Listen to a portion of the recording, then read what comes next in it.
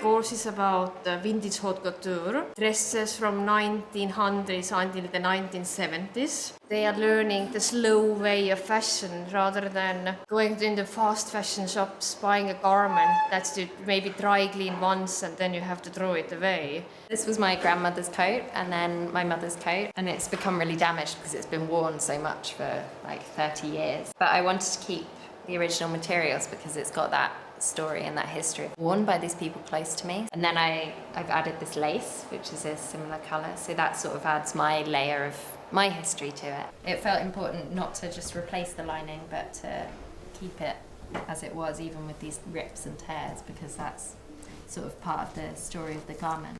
So it's not an expensive coat, but it's, you know, it's important to me. It's so warm still, and it's protected them and sort of cared for them from the cold for so many years, and then maybe I will get a few winters out of it as well.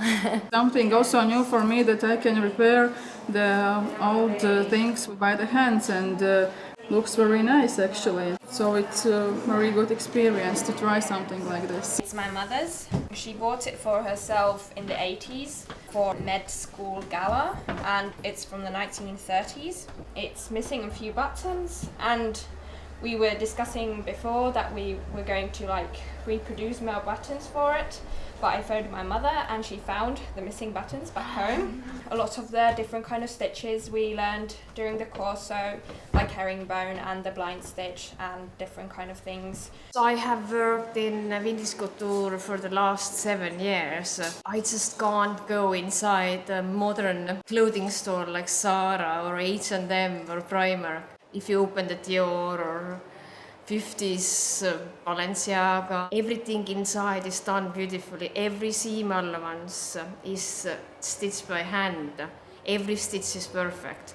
I think working by hand is something that is important to me when I'm making sculpture as well, and it's that, again, the time spent with the materials and with the object that feels important somehow.